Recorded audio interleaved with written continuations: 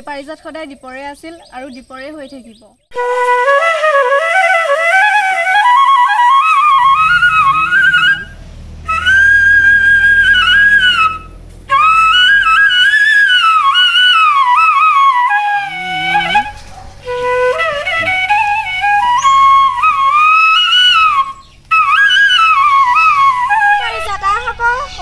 দেৰি কৰে দেই, সঁচাকে দেই ইমান দেৰি কৰে।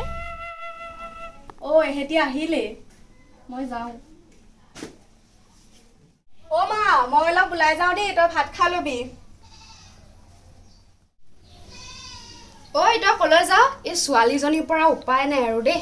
কাইলৈ পৰহিলে এখন ঘৰৰ বোৱাৰী হ'ব, তাই আকৌ গাত কথা লগাই নাই। তহঁত আহিলি? তইও বৰ দেৰি কৰ। হ'ব দে, বল বল।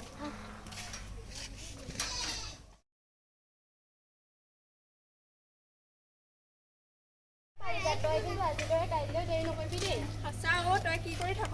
নহয় আজি অলপ পুৰণা বস্তু ঠিক ঠাক কৰি আছিলো, তাতে দেৰি হ'ল। আৰু কি জান? কি? মই সেই আগৰ স্কুলৰ পৰীক্ষা কিছুমান বহি পালো। নহয় সি ইমান কম নম্বৰ পোৱা বহি মোৰ লগত আছে নহয়, ঘৰত দেখিব বুলি মোক দি পঠায়।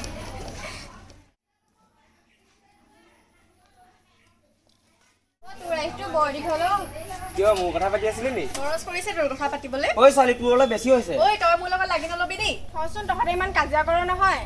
তই দুজনী অলপ বুজাবিচোন, এতিয়া মই যাওঁ। পাৰিজা কাইলৈ আবেলি নদী পাৰত আহিবিচোন, তোৰ লগত অলপ কথা আছে। হ'ব দে, পাৰিলে যাম।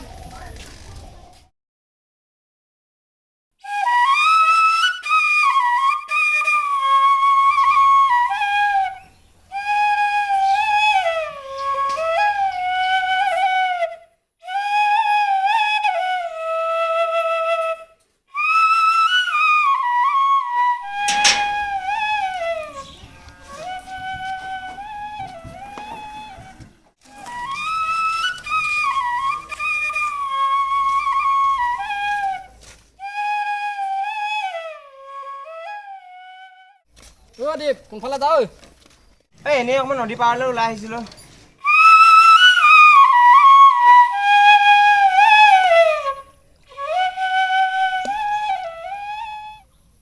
এতিয়া কিয় মাতিছিলি? মোৰ মনটো এইকেইদিন ভাল লাগি থকা নাই কি হ'ল তোৰ? কিবা হৈছে নেকি?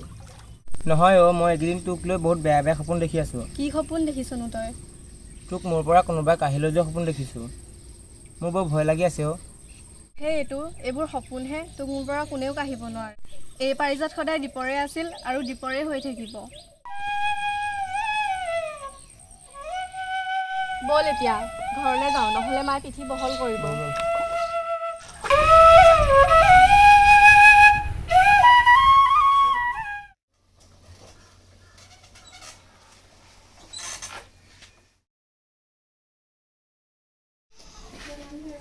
খুৰীটি, খুৰীটি ঘৰ আছেনে?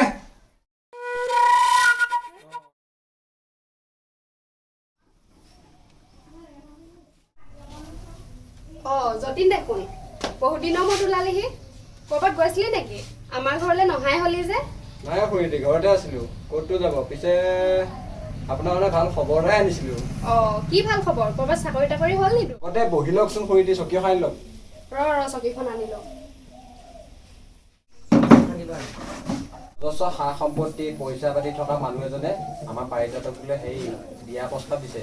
তাকে আপোনাক ক'বলৈ আহিলো, আপুনি বা কি কয়? ভাল খবৰ আনিলি দেই। পিছে খুৰীটি পাৰিজাতক সুধিব কথাটো। তাইক সোধাৰ দৰকাৰ নাই, মই যি কওঁ তাই সকলোৱে শুনে। নাজানো নহয়, মই আপোনাক ক'বলৈ আহিলো। আপুনি ক'ব আৰু বিয়া প্ৰস্তাৱটো জলদি দিব আৰু। ধনীঘৰ যথেষ্ট সা সম্পত্তি থকা মানুহ যেতিয়া। মই তেনেকুৱা ল'ৰা এটা বিচাৰিয়ে আছিলো। পিছে খুৰীটি কথাটো আগবঢ়াব পাৰি। মই ল'ৰাটোৱে আকৌ চাবলৈ আহিব দেই এইখিনিতে। পিছে মই যাওঁ এতিয়া। যাৱে নি? যা নহ'লে।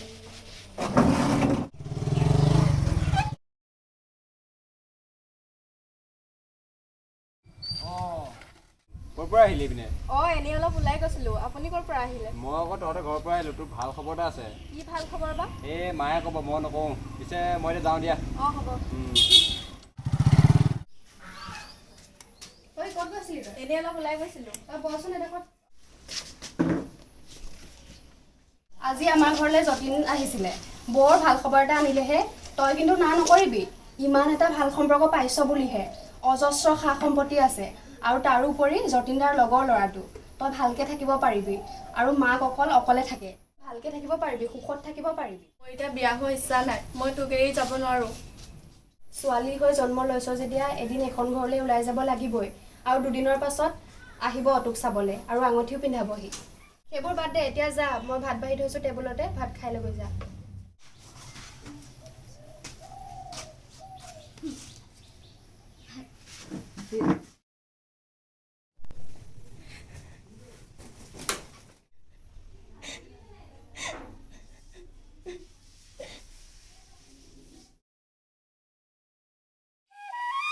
নহয় মই দিনটোক লৈ বহুত বেয়া বেয়া সপোন দেখি আছোঁ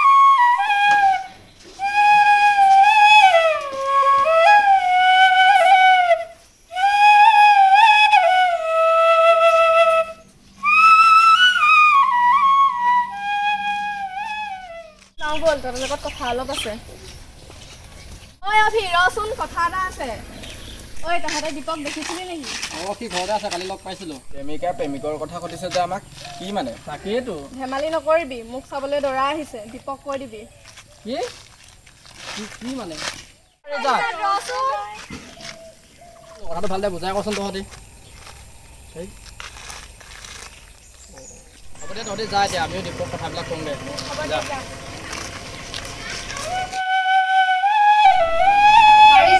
পাৰিজাত সোনকালে গা পা ধুই ল আলহী পাবহিয়ে হ'ল আলমাৰিতে কাপোৰযোৰ আছে পিন্ধি ল খুৰী আলহী আহিব হ'লেই নেকি তহঁতি তহঁতি যাচোন আলহী আহি পাবহিয়ে হ'ল তাইক অলপ সাজি কাচি দেগৈ পাৰিজাত অ পাৰিজাত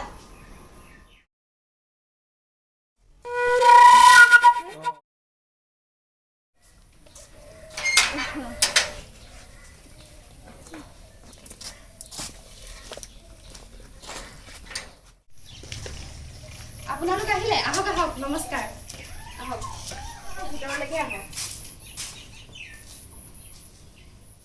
ইয়াতে বহক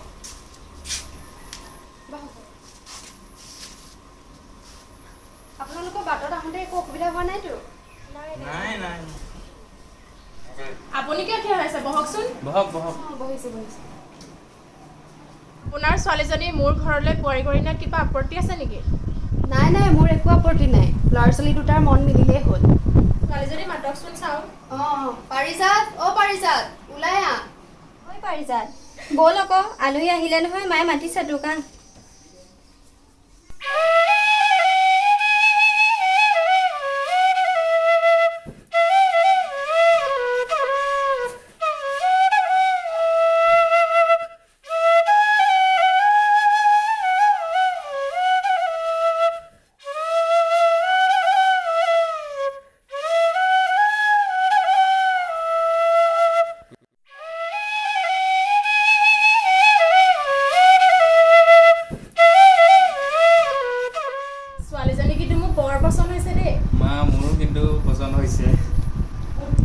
তেনেহ'লে কথাটো আগবঢ়াব পাৰি নোৱাৰে কথা আগুৱাব নোৱাৰে দীপ তই এইবোৰ কি কথা কৈছ মই ঠিকেই কৈছোঁ খুৰী এই বিয়া কেতিয়াও আগবাঢ়িব নোৱাৰে পাৰিজাতক মই সৰুৰে পৰা ভাল পাওঁ আৰু তাইও মোক বহুত ভাল পায় কি মিছা মোৰ ছোৱালীয়ে এনেকুৱা কাম কেতিয়াও কৰিব নোৱাৰে যতীনেতো কৈছিলে ছোৱালীজনী বহুত সহজ সৰল আচল চৰিত্ৰ এয়াহে মানে আপুনি মনে মনে থাকক নিজৰ পুতেকৰ চৰিত্ৰটো প্ৰথম চাই ল'ব তাৰপিছত লোকৰ কথা ক'ব তোৰ কিন্তু বেছি হৈছে দেই তই মনে মনে থাক দীপ তই এইবোৰ কি কথা কৈ আছ হয় খুৰী ই এটা হত্যাকাৰী ই তিনিগৰাকী মহিলাক বিয়া পাতি অবৈধভাৱে এৰি দিছে যতীন দাদাই সকলোবোৰ কথা গম পায়ো ইয়াৰ নিচিনা লম্পট এটা হাতত পাৰিজাতক গতাই দিব বিচাৰিছে কি হয় খুৰীটি সকলোবোৰ কথা সঁচাই কোৱা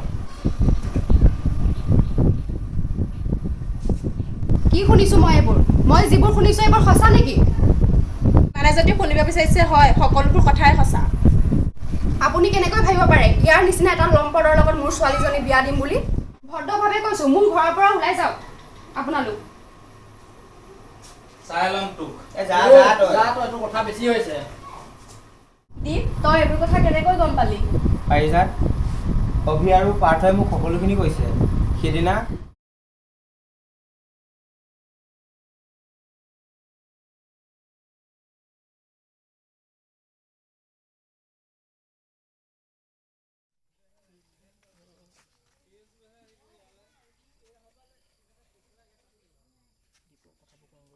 যতীন দাদাই সাগৰৰ লগত মদ খাই দোকানৰ সন্মুখত কথা পাতি থাকোঁতে অভি আৰু পাৰ্থই সকলোখিনি শুনিলে আৰু মোক কৈছে দীপ আজি তই নথকা হ'লে কি হ'লহেঁতেন বাৰু একো নাই খুৰী, আপোনালোকক ভগৱানে কেতিয়াও অন্যায় নকৰে।